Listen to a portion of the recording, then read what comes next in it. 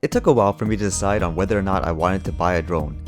Aside from them being fairly expensive, the size of them was kind of a turnoff as I couldn't imagine myself just carrying around this stuff to take videos and photos in the moment. So when the DJI Mavic was announced, it felt like it pretty much solved most of my reservations about owning a drone. As a result, I decided to purchase one.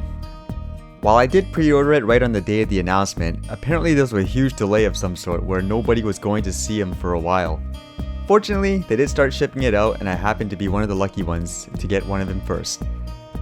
The shipping was kind of funny. I was looking at the online tracker from DHL and at first it looked like it was shipping lightning fast. It went from China to Hong Kong where I thought it would get to me pretty fast through air as I am on the west coast in Canada. However, as you can see, I guess this thing decided to go on a tour around the US. First it went to Ohio and then all the way back to Seattle. Of course, then it headed north. It was still pretty fast though. Ironically, the shipping was a lot slower once it arrived in my province. They didn't even deliver it on time with a full 24 hours with the marked explanation being that they were too busy. I did eventually get it through the next day though. The contents were all organized and the drone is indeed pretty small. At first the only thing that seemed to be missing was the micro SD card, but that is already in the drone in case you're all wondering. As with most electronics, I decided to charge everything up before playing around with it, such as upgrading the firmware. For some reason, the app thought my Mavic was a drone called the Inspire 1. I must say too, DJI, couldn't you have used a better sound notification for linking the controller to the Mavic? I swear it sounds like a bomb is going off. Since it had been raining a lot where I couldn't take this thing outside to test, I decided to do some indoor flight tests. As this is my first drone, I'm not exactly sure why so many people were hyped up that this thing can apparently fly indoors, as I would have thought most drones should be capable of that. Shows what I know, I guess. I couldn't test all the nifty features of the drone indoors as the drone had to be operated in an ATTI mode. As well, I had to turn off the obstacle avoidance features as the drone pretty much stops instantly when it detects an obstacle. In this case, it wouldn't even allow me to fly through a door or a corridor with the sensors on.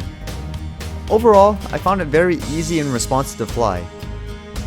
They say they designed this controller to be like a gaming controller, and I suppose for a person like myself that made the whole experience very intuitive, as for the most part, I could take off, fly, and land without much of an issue.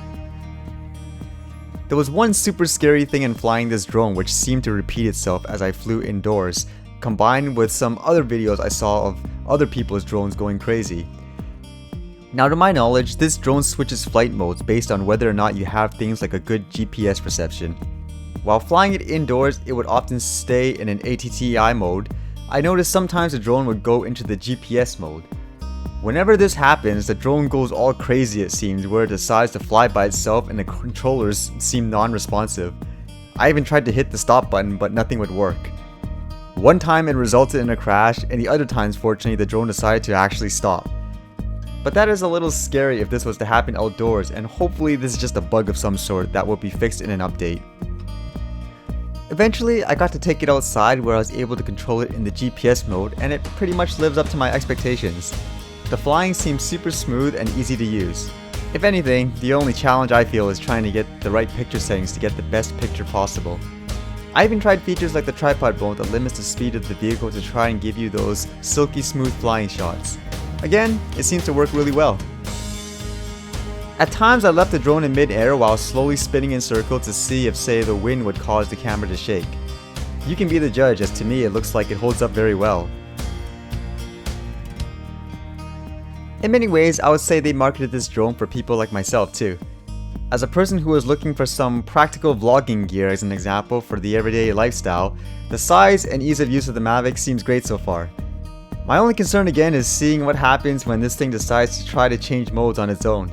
In that sense, I would be a little worried, such as hiking up to the peak of a mountain where I fly this drone to get like a panorama shot only to have this thing go crazy for some reason where the signal goes bad and it decides to change modes.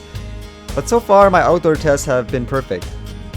I look forward to trying it out more as the weather gets better, and feel free to ask me any questions you have about the item.